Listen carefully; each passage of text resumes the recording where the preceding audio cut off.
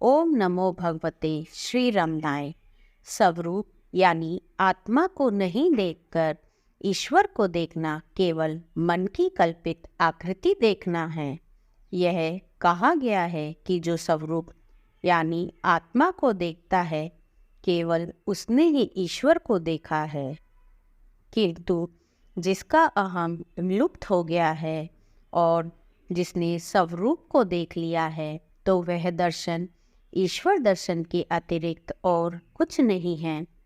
महर्षि कहते हैं, प्रस्तुत सूत्र में ईश्वर दर्शन ईश्वर के वास्तविक दार्शनिक स्वरूप का वर्णन है।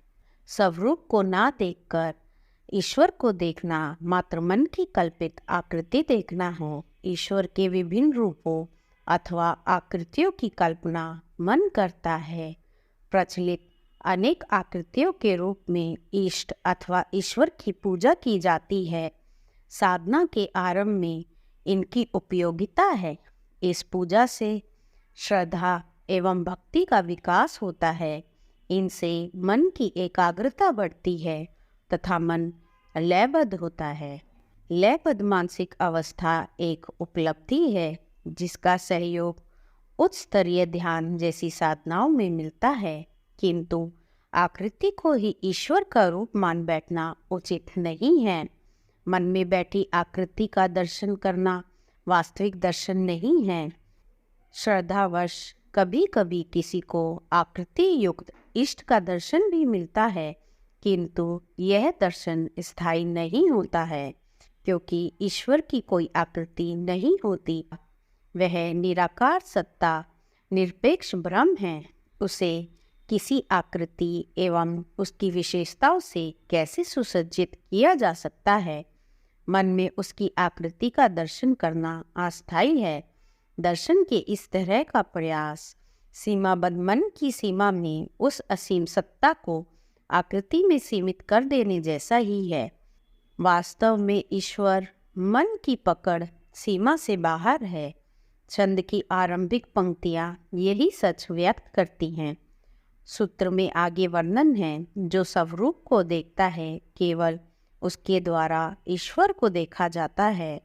शास्त्र एवं ऋषि भी शाश्वत ईश्वर दर्शन का वर्णन इसी प्रकार करते हैं।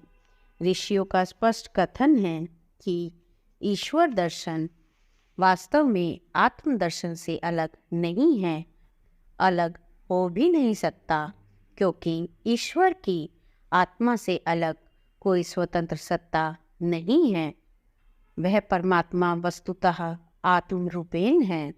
शास्त्रों में आत्मा एवं परमात्मा का दो के रूप में वर्णन होते हुए भी उनके मूल प्रकृति का वर्णन एक ही रूप में किया गया है। उन्हें सच्चिदानंद कहा गया है। सत जो शाश्वत है, चित जो चैतन्य है तथा आनंद जो आनंद का मूल स्रोत है। महर्षि ईश्वर दर्शन को अपने ग्रंथ उपदेश सार के श्लोक 25 में और भी स्पष्ट करते हैं, जिसका सारांश है, स्वरूप के रूप में ईश्वर का दर्शन ही वास्तविक दर्शन है। सच तो यह है कि स्वरूप यानी आत्मा से अलग परमात्मा की स्वतंत्र सत्ता ही नहीं है। ईश्वर आत्मा रहित हो ही नहीं सकता। स्वरूप ही उसकी पहचान है, स्वरूप ही उसकी अभिव्यक्ति है, स्वरूप ही उसकी सत्ता है और स्वरूप ही उसकी शक्ति है। स्वरूप ही परमात्मा का वास्तविक एवं शाश्वत रूप है।